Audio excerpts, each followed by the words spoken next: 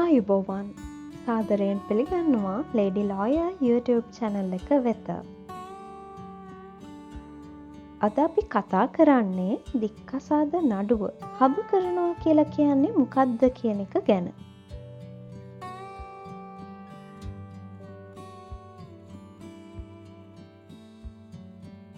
නඩුව හබ කරනවා කියලා කියන්නේ දික්කසාද නඩුවේ දෙපාර්ශවය අතර දේපල ගැන හරි දික්කසාදය කාගේ වරදින් සිදු වුණාද?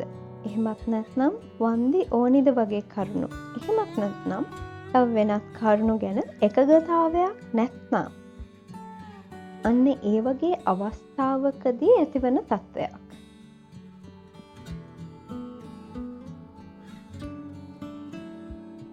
නඩුව හබ කරනවා නම් මුල් අවස්ථාවේදීම පවුල් උපදේශනයට යොමු කරනවා. ඊට පස්සේ උත්තරයට දින යොදා ගන්නවා.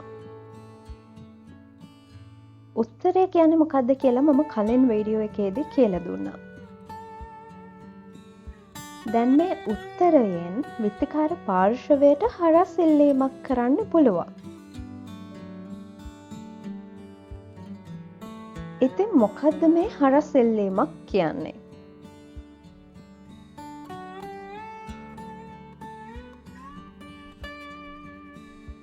උත්තරයෙන් විත්තිකාර පාර්ශවයට කියන්න ඇති දේ පවසලා ඊට අමතරව වන්දියක් හරි වෙනත් ඉල්ලීමක් හරි කරනවා නම් ඒකට හරස් ඉල්ලීමක් උත්තරයෙන් කර ඇති බව කියනවා.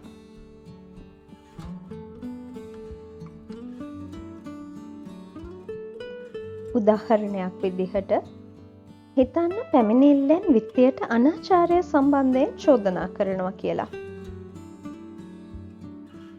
ඒත් විත්තියට පුළුවන් උත්තරයෙන් ඒක ප්‍රතික්ෂේප කරලා පැමිණිල්ලට අනාචාරය සම්බන්ධයෙන් චෝදනා කරන්න.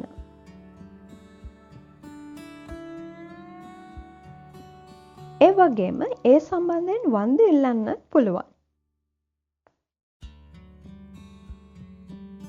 තව පැමිණිලිකරුගේ අනාචාරය නම් එහෙම වෛවාහක වරදට සම්බන්ධ සමවිත්තිකරුව පවා නම් කරන්න මේ උත්තරේ හරස් ඉල්ලීමෙන් කරන්න පුළුවන්. දැන් විත්තිකාර පාර්ශවයෙන් මෙහෙම හරස් ඉල්ලීමක් කරලා තියෙනවා නම් එහෙම ඒකට ප්‍රතිඋත්තරයක් නැවත පැමිණිලි පාර්ශවය විසින් ඉදිරිපත් කරන්නට අවශ්‍ය වෙනවා.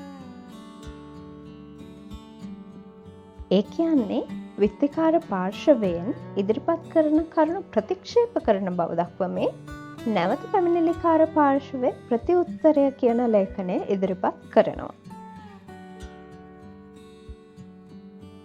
එතකොට මෙතනදී වෙන්නේ උත්තරයට උසාවියෙන් දින දුන්නම උත්තරේ ඉදිරිපත් කරන දිනේදී පැමිණිලිකාර පාර්ශවයේ ලෝය බලනවා උත්තරයෙන් හරස් ඉල්ලීමක් කරලා තියෙනවද කියලා.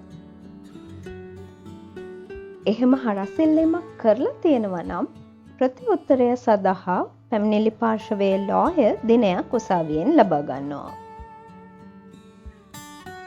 හැබැයි උත්තරයෙන් හරස් ඉල්ලීමක් සිදු කරලා නැත්නම් නඩුව පූර්ව නඩු විභාග සම්මන්ත්‍රණයට තබන ලෙස පැමිණිල්ලකාර පාර්ශවයේ ලෝය අධිකරණයෙන් ඉල්ලනවා.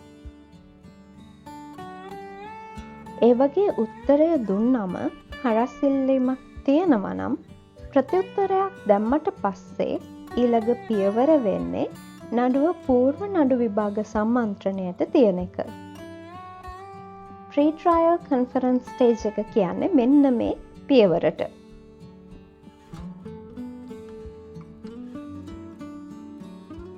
අපි ඊළඟ වීඩියෝ එකෙන් කතා කරමු මේ පූර්ව නඩු විභාග සම්මන්ත්‍රණය ගැන.